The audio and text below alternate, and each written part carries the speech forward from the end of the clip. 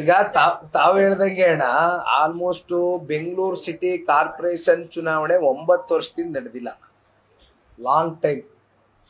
ಈಗ ಮತ್ತೆ ಈ ZPTP ಚುನಾವಣೆ ಅಂತೂ, ನಾನ್ ZPTP ಚುನಾವಣೆ ಬಗ್ಗೆ ನನ್ಗೇನ್ ನಂಬಿಕೆ ಇಲ್ಲ.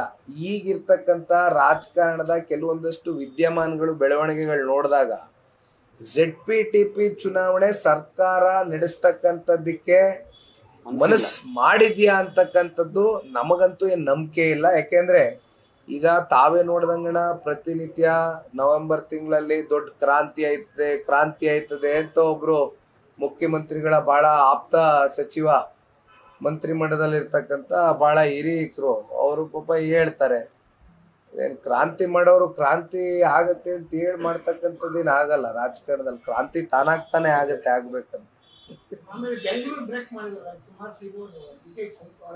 ಯಾವ್ದಣ್ಣ? ನೀವು ಎಷ್ಟು ವಿಭಾಗ ಮಾಡಿದ್ರು ಅದ್ರ ಹಣೆ ಬರ ಅಷ್ಟೇನೆ. ಗ್ರೇಟರ್ ಬ್ಯಾಂಗ್ಳೂರು, ಬ್ರ್ಯಾಂಡ್ ಬ್ಯಾಂಗ್ಳೂರು, ಸುಮ್ನೆ ಇವೆಲ್ಲ ಹೇಳ್ಕೆಗೆ. ಈಗ ಮೊನ್ನೆ ಮಳೆ ಬಂತು ಸರ್, ನೋಡಿದ್ರಿ, ವೆನಿಸ್ ನಗರ ಆದಂಗ ಆಗಿತ್ತು ಬೆಂಗಳೂರು. ಅಲ್ಲಿ ಸಾಯಿ ಬಡಾವಣೆ ಅಂತ ಒಂದು ಬಡಾವಣೆ ಇದೆ. ನಾನೊಂದು ಸಣ್ಣ ಉದಾಹರಣೆ ಕೊಡ್ತೀನಿ. ಇದೇ ರೀತಿ JP ನಗರ ಬೆಂಗಳೂರಿನಲ್ಲಿ ಒಂದು ಪುಟ್ಟೇನಹಳ್ಳಿನಲ್ಲಿ 7th ಫೇಸು JP ನಗರ, ಕುಮಾರಣ್ಣವ್ರು ಮುಖ್ಯಮಂತ್ರಿ ಆಗಿದ್ರು. ಇದೇ ರೀತಿ ನೀರು ನಿಂತ್ಕೊತಾ ಇತ್ತು. ಕುಮಾರಣ್ಣ ಅವರು ಆ ನೀರು ನಿಂತ್ಕೊತಾ ಇದ್ದನ್ನ ನೋಡಿ ಅಲ್ಲಿ ಇವತ್ತು ಎಲ್ಲ ಸರಿಪಡಿಸ್ಕೊಟ್ರು ಜನ. ಕುಮಾರಣ್ಣನ್ಗೆ ಹೆಲಿಕಾಪ್ಟರ್ ಮೂಲಕ ಪುಷ್ಪಾರ್ಚನೆಯನ್ನು ಮಾಡಿದ್ರು. ಮುಂದಿನ ಚುನಾವಣೆ ಬಂತು ಬಿಡಿ, ನಮ್ಮ ಕ್ಯಾಂಡಿಡೇಟ್ ಕಾರ್ಪೊರೇಷನ್ ಚುನಾವಣೆನೂ ಗೆಲ್ಲಿಲ್ಲ, ಅದು ಬೇರೆ ಪ್ರಶ್ನೆಯಲ್ಲಿ. ನಾನು ಯಾಕೆ ಈ ಸಾಯಿ ಬಡಾವಣೆದ ಹೇಳ್ತೀನಿ ಅಂದ್ರೆ, ಅಲ್ಲಿ ಒಂದು ರೈಲ್ವೆ ವೆಂಟ್ ಇದೆ, ಅಲ್ಲಿ ಕೆಲವೊಂದಷ್ಟು ವಿಚಾರಗಳು ಸಮಸ್ಯೆಗಳಾಗಿ ಕೂತಿದೆ. ಇಲ್ಲಿವರೆಗೂ ಆ ಸಾಯಿ ಬಡಾವಣೆನಲ್ಲಿ ಪ್ರತಿ ವರ್ಷ ಮಳೆ ಆಗತ್ತೆ, ಪ್ರತಿ ವರ್ಷ ವೆನಿಸ್ ನಗರ ಆದಂಗೆ ಆಗುತ್ತೆ. ನೀವ್ ಏನ್ ಗ್ರೇಟರ್ ಬ್ಯಾಂಗ್ಳೂರು, ಏನ್ ಬ್ರ್ಯಾಂಡ್ ಬ್ಯಾಂಗ್ಳೂರು, ನೀವ್ ಏನ್ 5 ವಿಭಾಗವಾಗಿ ಮಾಡಿ ಏನ್ ಮಾಡ್ತೀರಿ? ಅದೆಂತದ್ದು ಅಧಿಕಾರ ಕೇಂದ್ರೀಕೃತ, ನಾವು ವಿಕೇಂದ್ರೀಕೃತ ಮಾಡ್ಬಿಡ್ತೀವಿ ಅಂತ ಹೇಳ್ತೀರಿ. ವಿಕೇಂದ್ರೀಕರಣ.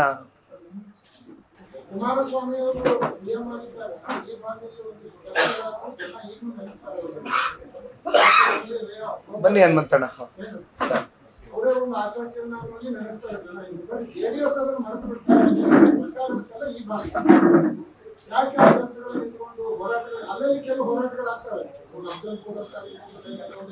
ಇಲ್ಲಿ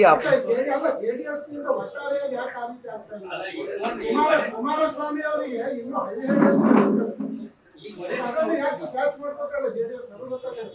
ಸ್ಥಳೀಯ ನಾಯಕರಿಗೆ ಸನ್ಮಾನ್ಯ ಕುಮಾರಣ್ಣ ಅವರು ಈಗಾಗಲೇ ಬಹಳ ಸೀರಿಯಸ್ ಇನ್ಸ್ಟ್ರಕ್ಷನ್ಸ್ ನ ಕೊಟ್ಟಿದ್ದಾರೆ.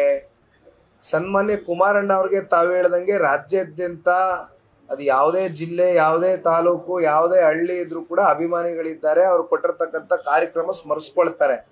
ಬಟ್ ಅಂತಿಮವಾಗಿ ಇವೆಲ್ಲವನ್ನ ಇವತ್ತು ಪಕ್ಷದ ಪರವಾಗಿ ಸಂಘಟನೆ ಮೂಲಕ ಮುಂದಿನ ದಿನಗಳಲ್ಲಿ ಚುನಾವಣೆಗಳಲ್ಲಿ ನಾವೇನಾದ್ರೂ ಗೆಲುವು ಸಾಧಿಸಬೇಕು, ಹಿಡಿತ ಸಾಧಿಸಬೇಕು ಅಂತಕ್ಕಂಥದ್ದಾದ್ರೆ ಸ್ಥಳೀಯ ಅಭ್ಯರ್ಥಿಗಳು, ಮುಖಂಡರುಗಳು ಬಹಳ ಸಕ್ರಿಯವಾಗಿ ಕೆಲಸ ಮಾಡಬೇಕಾಗ್ತದೆ. ಅದ್ರ ಬಗ್ಗೆ ಈಗಾಗಲೇ ಸನ್ಮಾನ್ಯ ಕುಮಾರಣ್ಣ ಅವರು ಬಹಳ ಸೀರಿಯಸ್ ಆಗಿ ಇನ್ಸ್ಟ್ರಕ್ಷನ್ಸ್ ಪಾಸ್ ಔಟ್ ಮಾಡಿದ್ದಾರೆ. ನನ್ನ ಕೆಲಸ ಇರ್ತಕ್ಕಂಥದ್ದು ನಮ್ಮ ಅಭ್ಯರ್ಥಿಗಳ ಜೊತೆ ನಮ್ಮ ಪಕ್ಷ ಯಾವ್ಯಾವ ರೀತಿ ಯಾವ್ಯಾವ ಜಿಲ್ಲೆನಲ್ಲಿ ಸಕ್ರಿಯವಾಗಿ ಚಟುವಟಿಕೆಗಳಲ್ಲಿ ಯಾವ್ಯಾವ ರೀತಿ ಧ್ವನಿಗೂಡಿಸ್ತಾ ಇದೆ ಅಂತಕ್ಕಂಥದ್ದು ನನ್ನ ಫಾಲೋ ಅಪ್ಸ್ ನನ್ನ ಕಡೆ ನಾನು ಮಾಡ್ತೀನಿ. ಮಿಕ್ಕಂಥದ್ದೆಲ್ಲ ದೇವೇಗೌಡರು, ಕುಮಾರಣ್ಣ ಅವ್ರು ಮಾಡ್ತಾರೆ.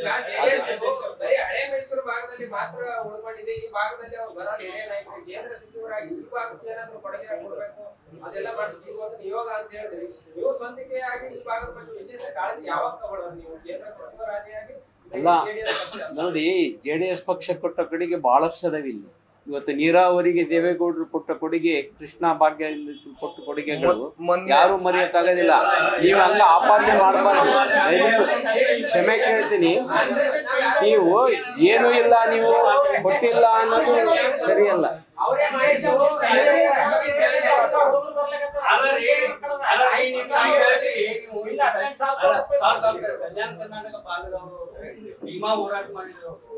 ಗಂಗಾಪುರ ದೇವಸ್ಥಾನ ಅಭಿವೃದ್ಧಿ ಎಲ್ಲ ಪಕ್ಷ ಭೇದ ಮರೆತು ಸಪೋರ್ಟ್ ಮಾಡಿ ನೀವು ವರಿಷ್ಠರಾಗಿ ಒಬ್ಬರ ಬಂತು ಭೇಟಿ ಆಗೋದು ಹೇಳಿಕೆ ಕೊಡೋದು ಅಂತ ಏನ ಲಟಿಕರ್ ಸಾಹೇಬ್ರೆ ಲೆಟರ್ ಹೇಳೋಣ ದಯವಿಟ್ಟು ಕೇಂದ್ರದಿಂದ ಏನಾಗ್ತದೆ ಡೆವಲಪ್ಮೆಂಟ್ ಹೇಳೋಣ ಲೆಟರ್ ಕೇಂದ್ರ ಸರ್ಕಾರಕ್ಕೆ ಪತ್ರ ಹೋರಾಟದ ಬಗ್ಗೆ ಇಲ್ಲಿ ನೋಡಿ ಅಲ್ಲಿ ಅದನ್ನ ಹೇಳಿ ಲಟಿಕರ್ ಸಾಹೇಬ್ರೆ ಒಂದ್ ನಿಮಿಷ ಹೇಳಪ್ಪ ಅವರೇ ಹೇಳ್ತಾರೆ ಕೇಳಿ ಕೇಳಿ ಲಟಿಕರ್ ಅವ್ರು ಕೇಳಿ ಅವರೇ ಹೋರಾಟದ ಅವರೇ ದೇವರಿಗೆ ಪ್ರತಿಭಟನೆ ಮಾಡಿದ್ರು ಒಬ್ಬ ಅಬಕಾರಿ ಮೇಲೆ ಇದಕ್ಕ ಅಕ್ರಮ ಮದ್ಯದ ಬಗ್ಗೆ ಕಾಳ ಬಿದ್ದು ಬೇಡ್ಕೊಂಡು ಹಾಕಿ ಮೇಲೆ ಎಫ್ಐಆರ್ ಆಯ್ತು ಹೋರಾಟ ಮಾಡಿದ್ರು ನೀವ್ ಯಾಕೆ ಮಾಡ್ಬಾರ್ದ್ರಿ ಬರಿಷ್ಠರಾಗಿ ನೀವ್ ಯಾಕೆ ಮಾಡ್ಬಾರ್ದು ಆಯ್ತು ಅವ್ರು ಮಾಡ್ಬೇಕು ಭೀಮಾ ಹೋರಾಟನು ಹಂಗೆ ದೇವರ ಗಂಗಾಪುರ್ನು ಹೋರಾಟ ಹಂಗೆ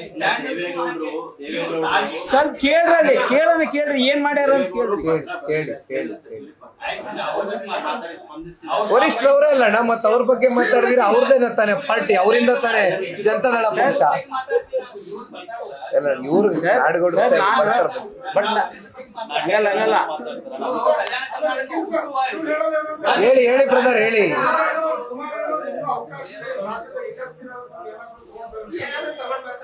ಈ ಕೊಟ್ಟಿದಾರಲ್ಲ ಅದಕ್ಕೆ ಬನ್ನಿ ಬ್ರದರ್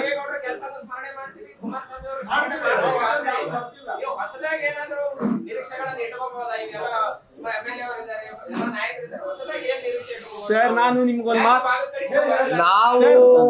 ಮಾತು ಸರ್ ಒಂದ್ ನಿಮಿಷ ನೋಡಿ ಈ ಹೊಸ ಫ್ಯಾಕ್ಟ್ರಿ ತರಬೇಕು ಅಂದ್ರೆ ಲ್ಯಾಂಡ್ ಎಕ್ವಿಷನ್ ಆಗ್ಬೇಕು ಯಾರು ಮಾಡ್ಬೇಕು ಪ್ರಕ್ರಿಯೆ ಕೇಂದ್ರ ಸರ್ಕಾರ ರಾಜ್ಯ ಸರ್ಕಾರದವ್ರು ಏನಾದ್ರು ಮಾಡಿ ಕೊಟ್ರೆ ನಾವು ಯಾವ್ದಾದ್ರು ಇನ್ವೆಸ್ಟರ್ಸ್ ಇದ್ರೆ ಹುಡುಕಿ ತರಕ್ ಬರ್ತೈತೆ ಅವ್ರು ಮಾಡ್ಲೇ ಇಲ್ಲ ಅಂದ್ರೆ ಏನಿಂತ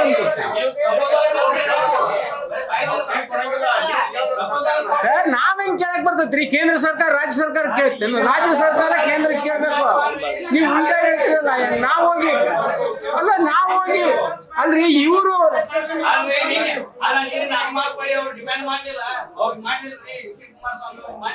ಮಾಡ್ತಾರೆ ಸರ್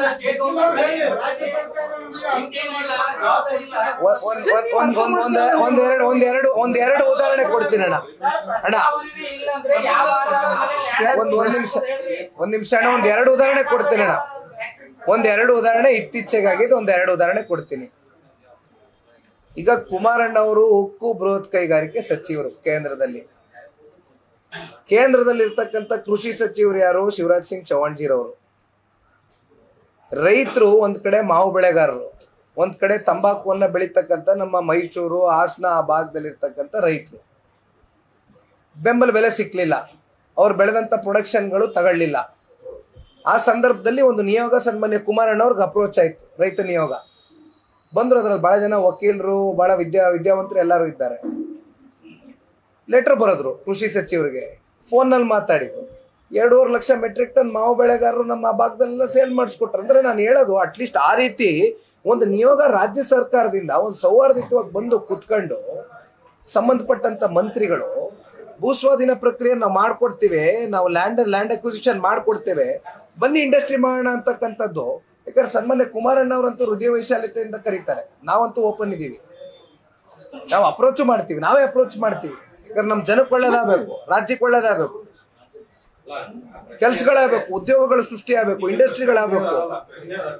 ನಿಮ್ಮ ಕಡೆಯಿಂದ ಒಂದು ಯೋಜನೆ ನೀವು ಘೋಷಣೆ ಮಾಡಿ ನಾನು ಇದನ್ನ ಕಲ್ಯಾಣ ಕರ್ನಾಟಕ ಮಾಡ್ತೀನಿ ಅಂತ ಸಚಿವರು ಘೋಷಣೆ ಮಾಡಿದ್ರು, ಯಾವ ರಾಜ್ಯ ಸರ್ಕಾರ ತಾನೇ ಮುಂದೆ ಬರುತ್ತೆ, ಅವಾಗ ಬರದಿದ್ರೆ ಅದ್ರ ಮೇಲೆ ಬೇಗ ಬರುತ್ತೆ. ನೀವೇನೋ ಘೋಷಣೆ ಮಾಡಲ್ಲ, ನಿಯೋಗ ಬರ್ಬೇಕು. ಯಾವ ನಿಯೋಗ ಬರ್ಬೇಕು, ಯಾರಿಗೆ ಬರ್ಬೇಕು ನಿಯೋಗ ಹೇಳ್ರಿ ನೋಡಿ. ನಿಮ್ಮ ಪಕ್ಷದ ಈಗ ನೀರಾವರಿದು 3,400 ಕೋಟಿ ಘೋಷಣೆ ಮಾಡಿದಾರಲ್ಲ, ಜಾರಿ ಆಗ್ಬೇಕಲ್ಲ, ಆತರ ಘೋಷಣೆ ಮಾಡೋದ ನಾವು? ಕಲ್ಯಾಣ ಕರ್ನಾಟಕ ಒಂದು ಇಂಡಸ್ಟ್ರಿ ಕೊಡ್ತಾ ಇದೀವಿ, ಕೊಡ್ರಿ. ಏನ್ ಮಾಡ್ತಾ ಇದಾರೆ, ಅದಕ್ಕೆ ಏನಾದ್ರು ಮಾಡ್ಬೇಕಲ್ಲ. ಸರ್ ಬರೀ ನಿಯೋಗ ಹೋಗ್ಬೇಕು, ನಿಯೋಗ ಬಿಟ್ಟು ನೀವೇನು ಮಾಡಲ್ವಾ? ನಿಮ್ಮ ಸ್ವಂತ ತಿಳ್ಕೊಂಡು ನೀವೇನ್ ಮಾಡ್ತೀರಾ? ಸ್ವಂತಿಕೆ ಇರ್ಬೇಕಲ್ಲ ಮತ್ತೆ. ಎರಡು ಕೈ ಜೋಡಿಸಿದ್ರೆ ಚಪ್ಪಾಳೆ.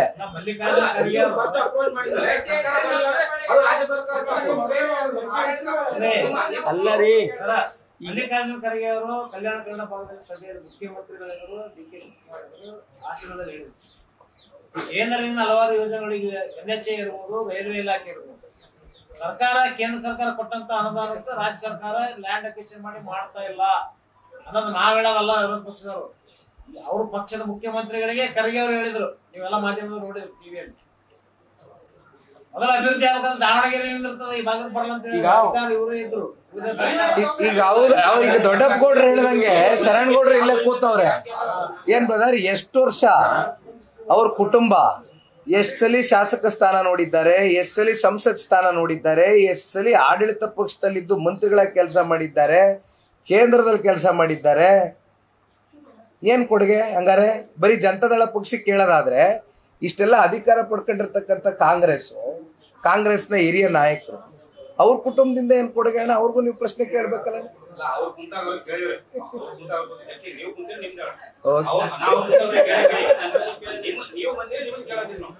ನಾವು ನೋಡೋಣ, ರಾಜ್ಯದ ಸಮಗ್ರ ಅಭಿವೃದ್ಧಿಗೆ ತಾರತಮ್ಯ ಇಲ್ಲ.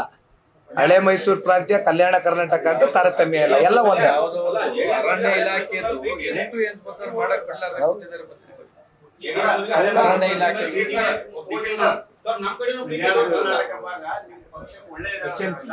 HMT ನೋಡಿ, ಒಂದು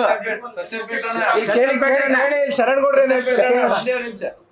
ನಾನು 86 kg ಇದ್ದವಳು 71 kg ಬಂದಿದ್ದೀನಿ. ವಯಸ್ಸಾದ್ಮೇಲೆ ಸ್ಮಾರ್ಟ್ ಆಗಿ ಕಾಣ್ತೀರಾ ಅಂದ್ರೆ ಜಿನ್ನಿ. 126 kg ವೇಟ್ ಇದ್ದು ನಾವು ಈಗ 114 kg ಲೆಕ್ಕ ಬಂದಿದ್ದೀವಿ. ಯಾವುದೇ ಸೈಡ್ ಎಫೆಕ್ಟ್ ಆಗಿಲ್ಲ. 84ರಿಂದ 50 kg ಬಂದೆ, ಆಮೇಲೆ ಸಣ್ಣಗೆ ಫಿಟ್ ಆಗಿದ್ದೀನಿ. ಅದಕ್ಕೆ ನಾನು ಯೂಸ್ ಮಾಡ್ತಾ ಇರೋದು ಜೀನಿ ಸ್ಲಿಮ್. 84ರಿಂದ 50 kg ಬಂದೆ, ಆಮೇಲೆ ಸಣ್ಣಗೆ ಫಿಟ್ ಆಗಿದ್ದೀನಿ. ಅದಕ್ಕೆ ನಾನು ಯೂಸ್ ಮಾಡ್ತಾ ಇರೋದು ಜೀನಿ ಸ್ಲಿಮ್. ಸಣ್ಣ ಆಗಕ್ಕೆ ಜೀನಿ ಸ್ಲಿಮ್ ಯೂಸ್ ಮಾಡದೆ ಹೆಲ್ದಿನೂ ಅದೇ. ನೀವು ಸಣ್ಣ ಆಗ್ಬೇಕಾ, ಹೆಲ್ದಿ ಆಗ್ಬೇಕಾ? ಹಾಗಿದ್ರೆ ಜೀನಿ ಸ್ಲಿಮ್ ಯೂಸ್ ಮಾಡಿ. ಸಣ್ಣ ಆಗೋದಕ್ಕೆ ಯಾವುದೋ ಪ್ರಾಡಕ್ಟ್ ಹೇಳ್ತಾ ಇದ್ದಾಳೆ, ಏನಾದರೂ ಸೈಡ್ ಎಫೆಕ್ಟ್ಸ್ ಇದೆ ಅಂತ ಯೋಚನೆ ಮಾಡ್ತಾ ಇದ್ದೀರಾ? ಖಂಡಿತ ಇಲ್ಲ, ಯಾಕಂದ್ರೆ ಇದು ಕೆಮಿಕಲ್ ಫ್ರೀ. ಸಣ್ಣ ಆಗಬೇಕು ಅಂದರೆ ಜೀನಿ ಸ್ಲಿಮ್ ಯೂಸ್ ಮಾಡಿ. ಹೆಚ್ಚಿನ ಮಾಹಿತಿಗೆ ಕೆಳಗೆ ಡಿಸ್ಪ್ಲೇ ಆಗ್ತಿರೋ ನಂಬರ್ಗೆ ಕಾಲ್ ಮಾಡಿ.